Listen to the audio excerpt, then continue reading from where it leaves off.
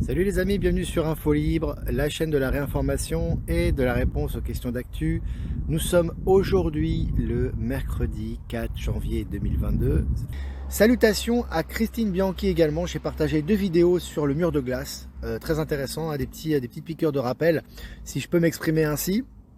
Des piqûres de rappel au niveau de l'image, hein, bien évidemment. Mais c'est intéressant parce que c'est justement, ça nous replace. Alors beaucoup de gens posent des questions là-dessus.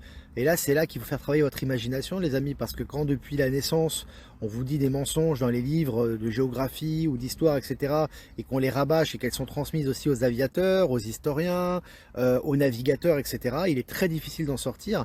Et pour ceux qui essaient d'en sortir, en général, jusqu'à maintenant, ils avaient un coup de bâton sur la tête de par le système. Aujourd'hui, c'est plus le cas. Donc chacun doit faire preuve d'imagination et doit faire parler son intuition avant que les grandes révélations arrivent, parce que de toute façon ce mur de glace qui est situé en Antarctique est tout autour un petit peu de notre hémisphère qu'on appelle Terra, évidemment, qui est ce mur de glace qui est en train de fondre petit à petit, va laisser apparaître les continents qui nous ont été cachés jusque-là, le dôme est en train de se fissurer.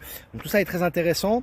Pour ceux qui ont encore des difficultés à comprendre ça, je vous demande de faire un peu de patience et d'avoir un petit peu d'imagination et de remettre un petit peu en cause vos acquis.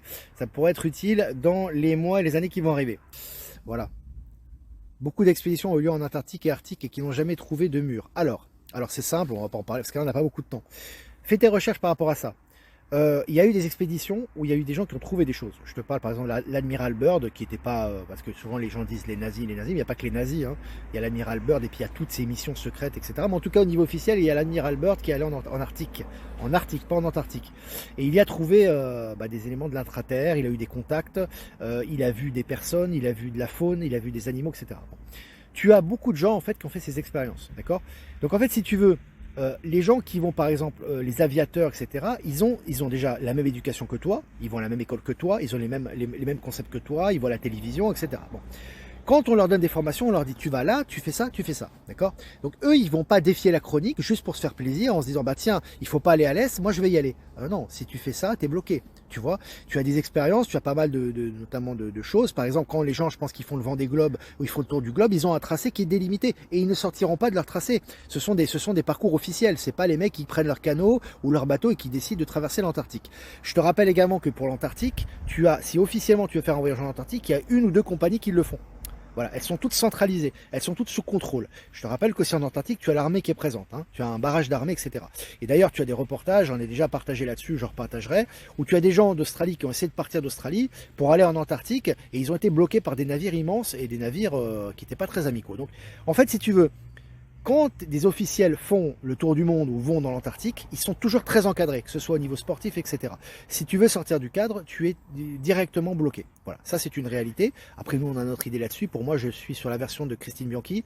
Pour moi, je le redis, ma vision actuelle, après elle peut changer, parce qu'on n'a pas encore les grandes révélations à ce niveau-là, donc forcément on peut se tromper. Mais pour moi, nous sommes sur toutes les planètes, quelles qu'elles soient, elles sont sphériques. Il n'y a pas de planète carrée ou plate. C'est mon avis, ne vous énervez pas. Bonjour les amis, aujourd'hui je vais vous faire un cours et une vidéo sur Gaïa, sa vraie dimension et le positionnement des continents.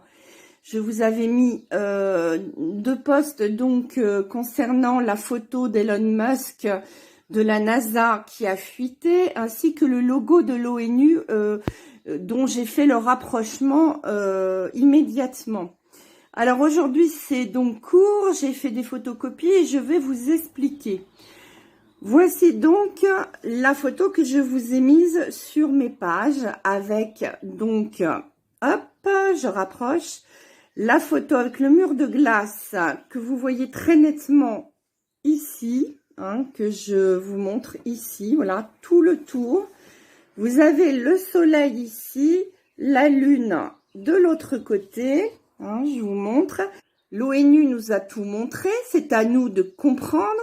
Et aujourd'hui, Elon Musk nous permet, grâce à cette fuite de photos, de voir le vrai positionnement des continents et que, en fait, ils sont très rapprochés et que ce n'est pas du tout la carte de la Terre que l'on nous montre sur le planétorium. Vous avez donc une surface plane qui est donc tout ceci, plane, et vous avez le mur de glace. Et bien sûr, Gaïa est ronde. Elle est ronde, mais elle fait tout le tour, et tout le tour est inhabité. Alors ça, c'est un grand scoop, mais je peux vous dire que je le sais depuis déjà 2 ans, par mes propres recherches. Donc voici la vraie photo vue du satellite SpaceX d'Elon Musk, et d'autres photos vont suivre.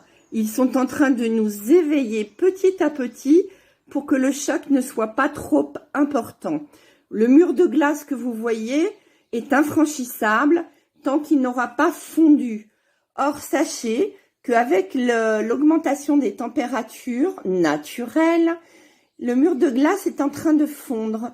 Et les gardiens de ce mur de glace, qui sont des militaires reptiliens, eh bien, vont bientôt être obligés de partir et de quitter Gaïa.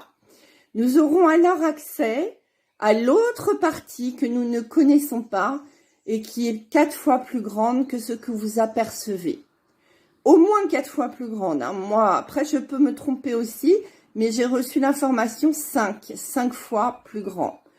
Tout dans l'univers est sphérique. Donc, en réalité, Gaïa n'échappe pas à cette information. Simplement, quand on vous parle de Terra, quand par exemple on parle des continents actuels tels qu'on les connaît, plus ou moins, qu'on parle de Terra, et d'ailleurs tu as Elena Danaan qui parle souvent de Terra, il s'agit de ça, hein, quand la Fédération Galactique parle de Terra, il s'agit de cette zone des continents qui se situe sur la calotte nord de la sphère, avec le pôle nord qui est vraiment le pôle nord du coup, et qui est entouré d'un mur de glace et qui est couvert d'un dôme. Voilà, c'est ça Terra en fait. Et donc on ne sort jamais du dôme, puisqu'on sait que l'alunissage, etc., c'est faux, et les images sont fake, etc. Et parallèlement, et les nazis, et beaucoup de dignitaires, et beaucoup d'aviateurs ont essayé de le traverser, et n'ont pas pu traverser jusqu'à une certaine hauteur, etc., par rapport à l'altitude. Bon, bref, ça c'est un autre sujet. Et puis par rapport à ce fameux mur de glace, en fait, si tu veux, tu peux pas le franchir. Et il y a beaucoup d'images qui vont dans ce sens-là, etc. Donc si tu veux, tu es en fait dans cette prison, en fait, si tu veux. Hein. Après, les raisons, elles sont très complexes, et tu es à l'intérieur de ce dôme. Et beaucoup de gens aujourd'hui prennent conscience de ça, et beaucoup, ça leur paraît comme une évidence en fait, si tu veux, parce qu'ils le savent intérieurement. Vous avez toutes les informations de l'univers. Hein. Vous faites partie de la source, donc vous avez l'information. Donc quand tu as cette information-là, tu vois plus clair. Tu dis, mais oui, mais ça semble beaucoup plus logique. Et moi, en fait, si vous voulez, pour finir avec ça, moi quand j'étais plus petit, je me souviens, je voyais la carte, le globe terrestre, et on présentait un globe avec une espèce que de la terre en fait, si vous voulez, à l'intérieur. Donc je me dis une surface habitée, que de la terre, et à l'intérieur un noyau de feu. Mais moi je regardais ça, je me dis mais c'est pas logique, c'est quoi ce truc, c'est bizarre. Pourquoi la création divine, la création qui a une intelligence sans limite, va créer une surface qui est à 80% morte, qui ne sert à rien? Tu vois? Bah non, parce qu'il y a une intraterre, parce qu'il y a une atmosphère, parce qu'il y a un soleil central, parce qu'il y a d'autres continents, tout simplement. Et plus tu vas vers le soleil central, plus c'est éthéré, et plus c'est fin au niveau de la matière, et plus c'est raffiné, plus c'est élevé au niveau vibratoire. Mais c'est une évidence en fait quand tu y réfléchis. Mais c'est vrai qu'on t'a tellement bassiné avec leur globe, avec leur lune, avec leur espace sans fin, avec leur globe terrestre, avec les continents terminés, voilà, on fait le tour terminé, que forcément bah, c'est incrusté, et pour s'en défaire, bah, il faut que ça vienne de l'intérieur. Voilà. Mais bon, avec l'élévation migratoire actuelle, tout ce qui est dôme et tout ce qui est mur de glace et tout ça est en train de disparaître. Hein. Donc de toute façon, tout ça sera devant nos yeux très bientôt. Christine Bianchi dit 2025. Bon, après chacun les dates c'est pas important. Il faut jamais s'attacher aux dates. Ça dépend aussi beaucoup de nous, de nos vibrations et notre acceptation du nouveau monde. Mais en tout cas, oui, tout sera révélé. Voilà les amis, j'ai pris un peu de temps pour parler de ça. Voilà les amis, mais bon, c'était nécessaire aussi parce que voilà, c'est une question qui se pose et puis chacun est en recherche de ça et en train de retrouver sa vérité. Donc c'est important, c'est super qu'on puisse échanger là-dessus et qu'on puisse en parler. Après, chacun a sa perception et on est ouvert là-dessus. Les annales akashiques, tout à fait, Christine parle des annales akashiques, tout est dans les annales akashiques et en fait chaque être a la possibilité d'y aller, hein, d'aller fouiller, une sorte de bibliothèque à l'échelle universelle.